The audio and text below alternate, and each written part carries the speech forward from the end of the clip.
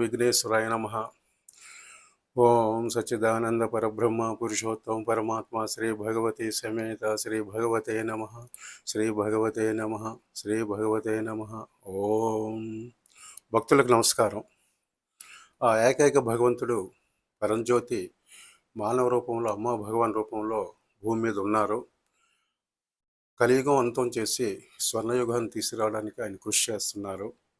ఆయన తన భక్తులకు, దాసాజీలకు, సేవకులకు ఎంతో జ్ఞానాన్ని ప్రసాదిస్తున్నారు. అదే కాకుండా కోరికలు తీరుస్తున్నారు, సమస్యలు నెరవేరుస్తున్నారు. ప్రాసెస్ల ద్వారా వాళ్ళలో మంచి గుణాలను ప్రవేశపెడుతున్నారు. ఇప్పుడు భగవాన్ ఇచ్చిన జ్ఞానంలో మనం ఒక దాని గురించి తెలుసుకుందాం. అదే మనస్సు మరియు ముక్తి. మనస్సు అంటే ఆలోచనల సమూహం.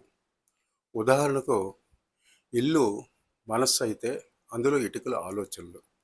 ఈ ఆలోచనలు అనేవి చాలా పురాతనమైనవి.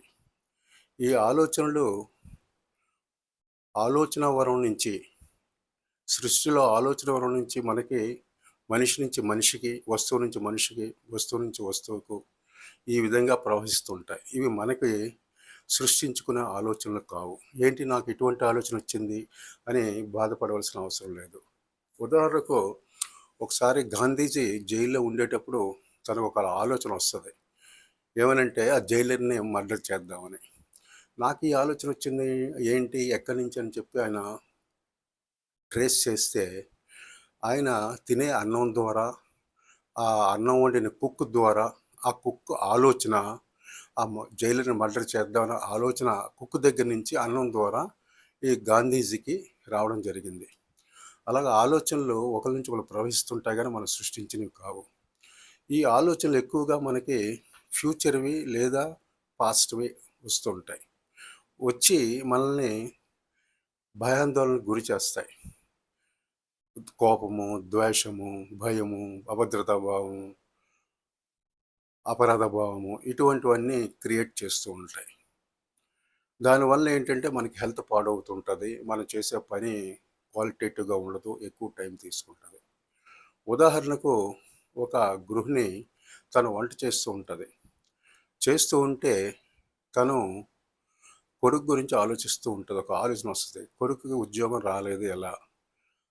అక్కడి నుంచి అది కామెంట్లు ఏంటంటే, కొడుకు ఉద్యోగం రాకపోతే ఏంటి, తన భవిష్యత్తు ఏంటి, మ్యారేజ్ చేసుకోవడానికి అవకాశం ఉండదు, తను కుటుంబాన్ని పోషించలేడు, మేము ఎక్కువకాలం ఉండలేము, తను ఏమవుతాడు అని చెప్పేసి ఒక భయం లాంటిది తనకు ఆవహిస్తుంది. అదేవిధంగా ఒక ఉద్యోగి ఫైల్ చూస్తుంటే తనకు ఒక ఆలోచన వస్తుంది. ఏమని, నా కంటే జూనియరు ఆయనకి ప్రమోషన్ ఇచ్చారు నన్ను ఓవర్లుక్ చేసి అనే ఆలోచన వస్తుంది.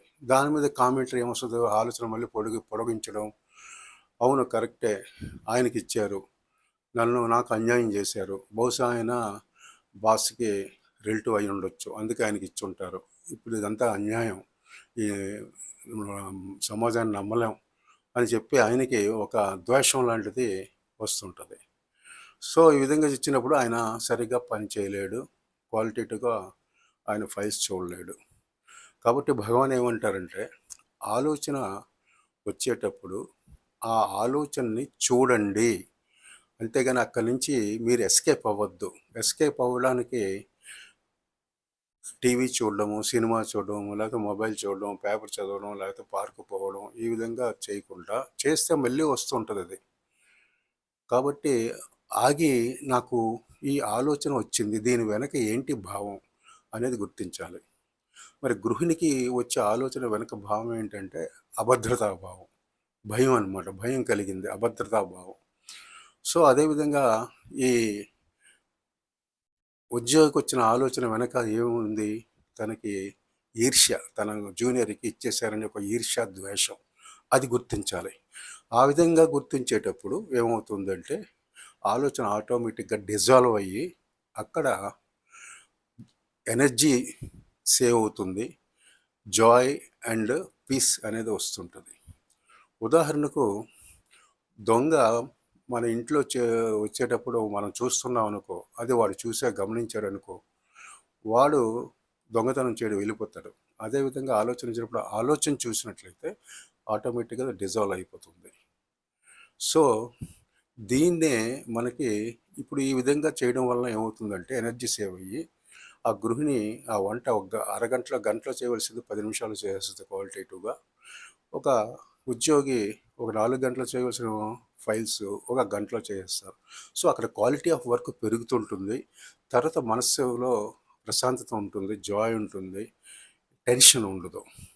సో, దీన్నే ముక్తి అంటారు. ఈ ముక్తి సుమారు మన ప్రపంచంలో ఒక 25, 30 వేల మందికి కూడా భగవాన్ ఇచ్చారు.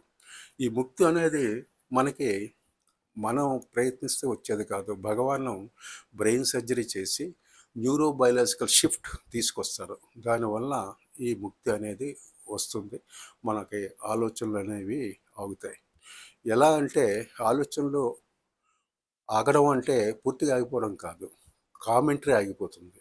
ఆలోచనలు మనం ఆపలేం. ఆలోచనలు వస్తూ ఉంటాయి, పోతూ ఉంటాయి గానీ అవి మనం ప్రభావితం చేయలేవు. ఎలా అంటే ఒక దీపం గాలిలో పెట్టామనుకోండి అది రెపరెపలాడుతుంటది గాలికి. అదే ఒక చిమ్నీ పెట్టామనుకోండి దీపం రెపరెపలాడదు. గాలి వస్తూ ఉంటది, పోతూ ఉంటది. అదేవిధంగా మనకి ఏంటంటే ఆలోచనలు వస్తూ ఉంటాయి, పోతుంటాయి గానీ మనల్ని ప్రభావితం చెయ్యవు. కాబట్టి మీరు మీ భగవంతుడిని స్మరించి ముక్తిని ఇవ్వమని చెప్పేసి మీరు ప్రార్థించండి. తప్పకుండా భగవాను మీరు కోరుకున్న రూపంలో భగవంతుడి రూపంలో వచ్చి మీకు ముక్తిని ప్రసాదిస్తారు. Thank you. Thank you one and all.